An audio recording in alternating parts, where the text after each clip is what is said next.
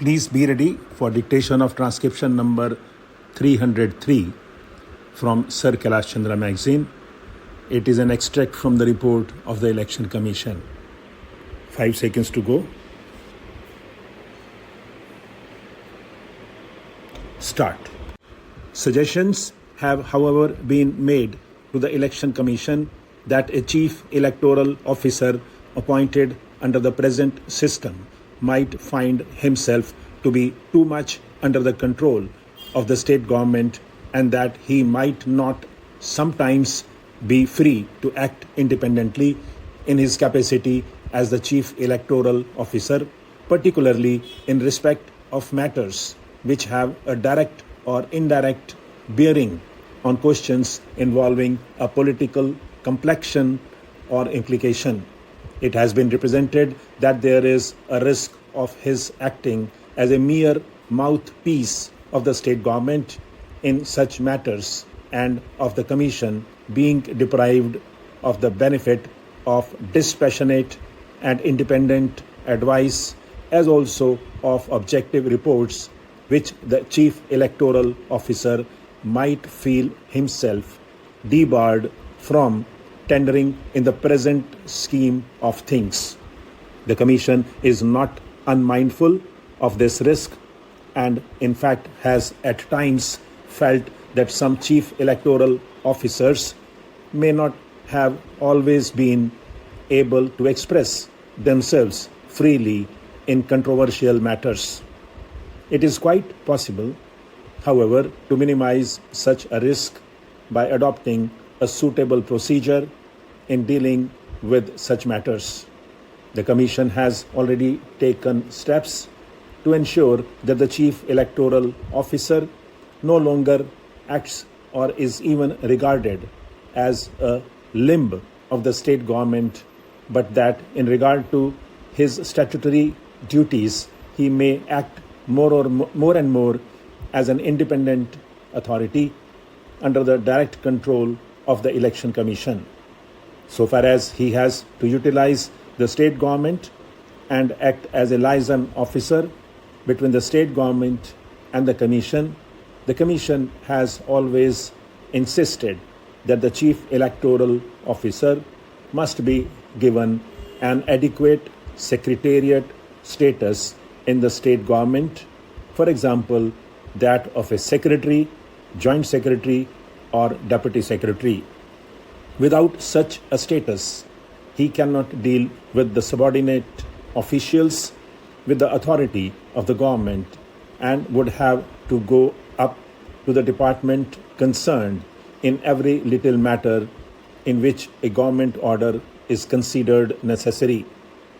There would perhaps be technical difficulties in giving an officer imported from outside a secretariat status in the state government, in which case he would in the end prove ineffective in practice. The Commission does not accordingly consider it necessary in the present circumstances to depart from the present practice of appointing an officer of the state government as the chief electoral officer, and this practice should be followed. An effective answer to the criticism leveled against the present system would be to divide the duties and functions of a chief electoral officer into two distinct categories, viz. Electoral and administrative, and to demarcate the two categories as clearly as possible. In respect of electoral matters, the chief electoral officer would be required to correspond and deal with the Commission directly without the necessity of obtaining any prior concurrence of the state government. The state government need not, in fact, be troubled with any of such matters with which it would not be directly concerned. If it is felt desirable or necessary that the state government's views should also be available to the Commission, copies of the correspondence between the Commission and the Chief Electoral Officer would be communicated to the Chief Secretary to the state government for the purpose. In respect of all administrative matters, however, the Chief Electoral Officer would function in full consultation with and with the concurrence of the state government. In fact, this procedure has already been brought into operation and has been working satisfactorily. In the light of the experience gained during the last 8 years, the Commission has come to the conclusion that the Chief Electoral Officer of a state should be a senior officer of the state government, preferably with the status of a joint secretary at least. Except for a year or so during the general elections, there is no objection to his being a part-time officer, but in every such case, a junior whole-time officer should invariably be made available to him as his deputy.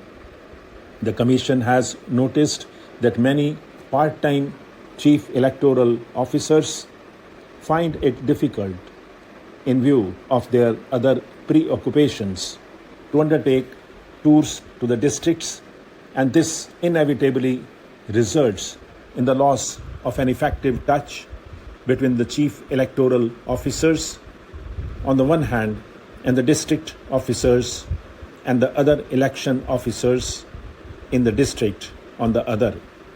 Experience has also shown that occasional, if not frequent, inspections of election offices in the district headquarters and the subdivisions have a salutary effect in toning up the efficiency and removing the working defects of these offices.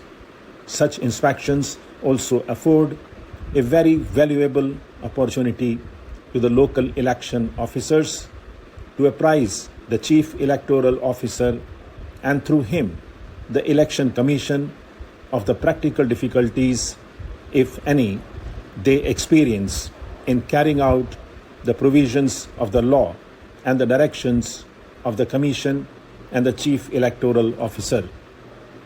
Not unoften has it been found that a particular officer has evolved some procedure in detail or introduced some innovation. Stop.